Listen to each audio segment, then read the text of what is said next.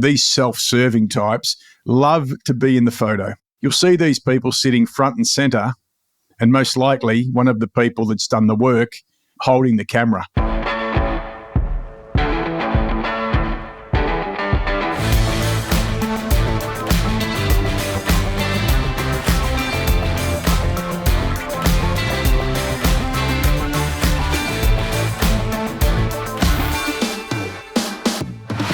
Hey, g'day there, fellow humans. Mark LeBusque here for the In the Raw podcast. Another episode where I'm using a couple of spicy questions from some people out there just like you in the world who are going to get a real raw and unfiltered view from myself on the topics today around ego, self-serving or selfless leaders, and then the other ones around engagement surveys and engagement scores and who really should be taking charge of what's going on there. But as I like to do to start with, let's acknowledge some feedback. Got some feedback this week from Fiona, who said she's really enjoying the new version of the potty, moving from the old Simply Practically Human and how it's working. So, Fiona, I appreciate that. And please, if you've got a question, send me one. And Tracy Ann had a question last podcast, and she's also dropped another one in. And the question is, my kids say to me, why do you say hello and thank the bus driver? And I tell them my motivation, it's good to acknowledge others as long as you recognise it appropriately. The question is, how do you know you're getting the balance right? I think the answer to that question, Tracy Ann, is pretty simple. First of all, good on you, a great human trait to acknowledge and appreciate others. I think you'll know you're getting the balance right when it doesn't just feel like you're doing it just to everybody. It's got to have meaning to it. It's got to have some emotion to it. And it's not just done to tick a box. And I think that's like anything, not just in life, but in the workplace. So it should be meaningful. And I think you'll see a real human response if it is meaningful. And I encourage you to keep encouraging your kids to say thank you to people at times. So again, Tracy Ann, thank you for your listenership, and also thank you for the questions you've been asking. Question number one is from Grant, and I know this guy pretty well, and I'm sure that he'll be listening to this, taking his cavoodle, don't know its name, for a walk along the Murray River. But Grant, love your question, mate. And the question is, how does an ego-driven, self-serving manager affect an organisation's health versus a selfless leader? Great question. So let me start by saying, let's knock out the ego part here, Grant. I think that's really important. Now, the reason I say that is that let's focus more on self-serving or selfless, because the ego, when used with good intention, like anything, Grant, can be good for you, and it can help you to push to overcome some fears. So let's not discount the ego. Let's not give it a bad rap like it usually gets. Let's think about it through our good news filing cabinet, that 8-drawer filing cabinet that I talk about, and let's just accept that ego can be a good thing. Let's now talk about self-serving managers. So anything you're doing, you should be thinking about these things. First of all, it's done with good intention. Secondly, it's done to make progress. And then thirdly, it's done in the service of others, whether it be team members, whether it be in your organisation, it could be in your community, it could be in your family. And I'm getting the sense here from the question, Grant, that you may see some self-serving management behaviour.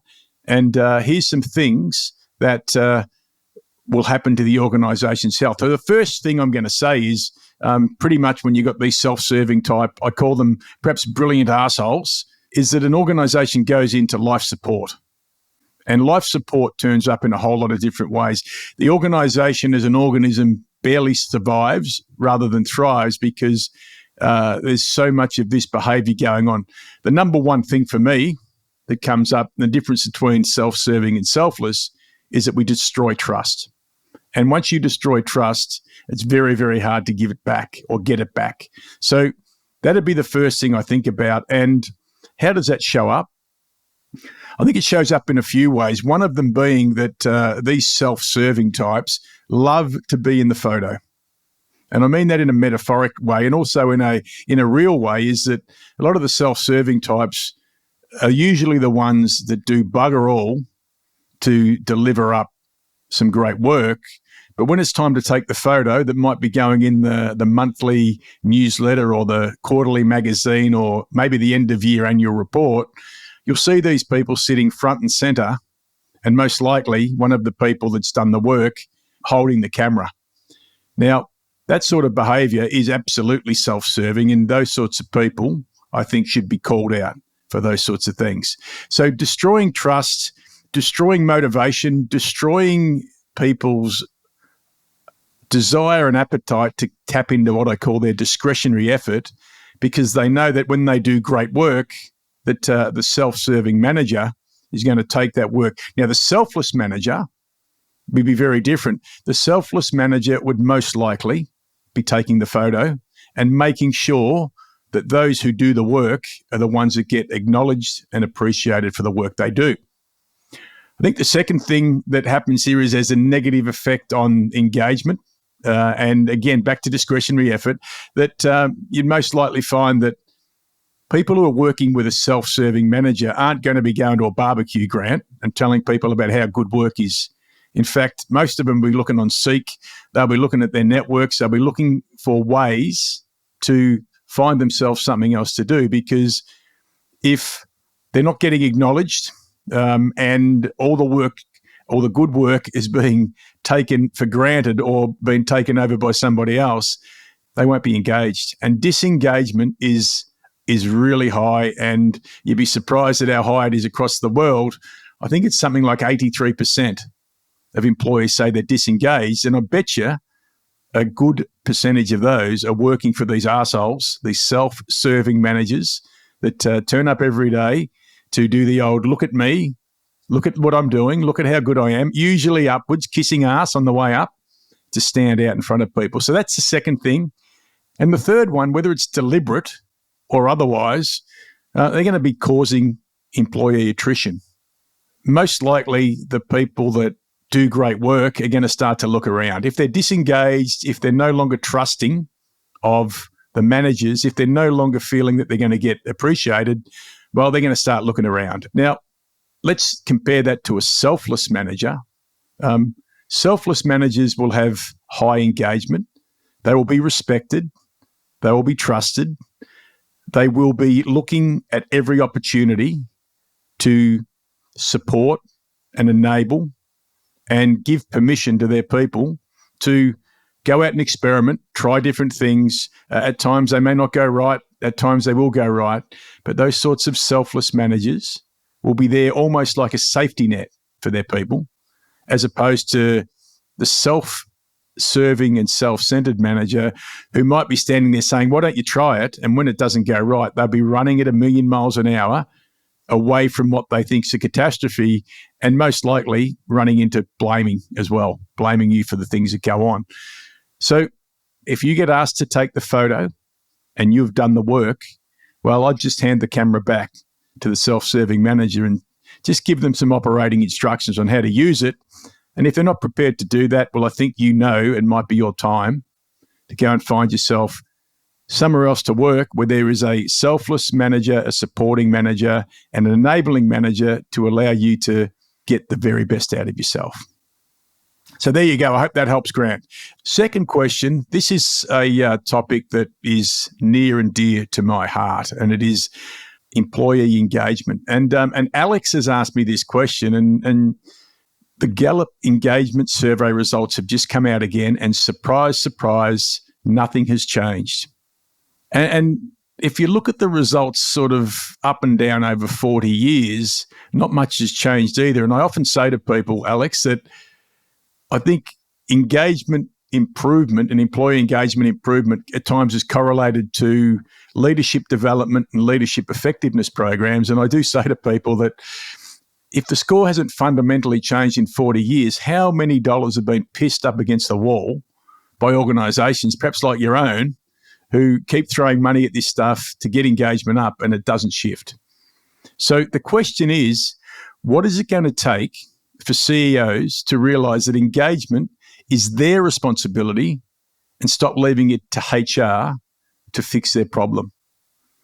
I'm not so sure that it is just the responsibility of the CEO. And, There can be the old saying of the fish rots at the head first, but I think it's putting unwarranted and enormous pressure on one person to say that they have the sole responsibility for this. I think it's going to take everyone in an organisation to start to shift where the engagement score is sitting, either plateauing, as we've seen over 40 years, or at times now, I think with the last 4 or 5 years, starting to actually drop off. I think there needs to be a mindset shift from this engagement thing being about compliance, and we've got to do it once a year, to it's actually a way of being. This whole idea that, once a year the engagement survey is done, and is it the right time to do it? We just went through some change. The result won't be as good as we would have liked it to be. And then the thing that comes out of the back of that, and I think this is where one of the real challenges is that we tend to focus on what's not going well. So it's not just the role of the CEO here. I think people and culture, or HR, or whatever you call them these days, people managers, everyone in those privileged positions need to stop focusing on the red and start focusing more on the green. I've seen it myself. I think that over a lot of time, that whether it be P&C, HR, executive leadership, whatever it is, I think they've weaponized the engagement survey, and they've created something where I can tell you from my experience, from being through it myself, when I get a sheet of paper thrown in my face saying from the HR team or the P&C team to, you need to work on 3 things that aren't working well. Now, here's me blowing some smoke up my ass. I once got a score of 93%, and I got that same sheet of paper sent to me, and I'm like, you are bloody kidding me. You want me to focus on the 7% and not on the great stuff and incrementally get better? So I think we've got to stop weaponizing it. And again, this is why it's not just the role of the CEO in the business.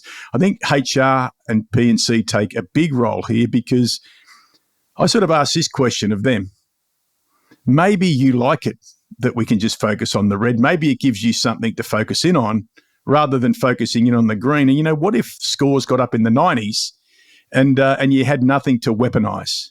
You had nothing to grab hold of there and do something with. So stop making it about the negative all the time and start making it more about what's going well. And I think what happens then is we don't have to focus in on one person. It's not just the role of the CEO in an organisation to ensure that engagement gets fixed. Now, even that word fixed, Alex, I think, what does fixed mean? That's an interesting word, because I don't know if we fix this. I think it can get better. But you also need to believe that engagement is important, that engagement is more than a once in a year activity that everyone has to go through, and that at the end of the day, whilst you might say the fish rots at the head first, it's very hard for one human being to be able to fix this. So to me, it's got to be fixed right across the business. So there you go. Let's not spend too much time on listening to this, getting triggered and defending yourselves, particularly if you're in the P&C space. You might have got the shits on with me now, but guess what? That's been my experience of how engagement surveys have been rolled out and weaponized at times. So selfless or selfish managers, and whose responsibility is it really to fix employee engagement? I think it's everybody's responsibility. So there you go. So if you love this one, why not rate it 5 stars? Leave us a little comment about what you loved about it. If you liked it, share it with your friends. Maybe you've got an engagement survey coming up shortly, and this might be just a little reminder of perhaps focusing more on the green and a bit less on the red. I'd love you to share it with as many people as you can. Hit the subscribe button on the new In the Raw podcast. I'm having a ball doing these. I'm loving the questions. Please keep them coming. But until next time, don't overthink stuff. Don't put too many filters on things. Just be real, just be raw, and say what needs to be said. We'll catch you next time.